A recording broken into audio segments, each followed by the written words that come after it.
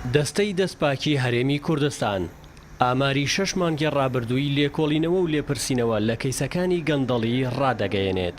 125 داوامان هەیە بە هەردوو جۆرەکەی هەواڵدەری و سزایی واتە کەیسی گەندەڵی هەیە ئێستا لە دەستەی دەستپاکی تۆمار کراوە و تاقیتدا دەکرێت. 59 کەیسدا ڕەوانەی داگاکان کراوە لە هەر سێ پارێزگا بە ڕێژەیە کە پارێزگای هەولێر بە 28 کەیس و پارێزگای سلێمانی بە 13 کەیس و پارێزگای دۆچیش 19 کەیس. ساردوسڕی لێپرسینەوەکان لە کەیسەکانی گەندەڵی گلەیی زۆربەی هاوڵاتیانە، بۆیە مەبەسمە بچمە لای هاوڵاتیان. لە بەردەرگای دەستەی دەستپاکی هەرێمی کوردستان عەرەبانچیەک کە ساردەمەنی دەفرۆشت ڕاوەستا بوو. منیش لێم پرسی تا چەند باوەڕت بە لێکۆڵینەوە و لێپرسینەوە لە گەندەڵکاران هەیە.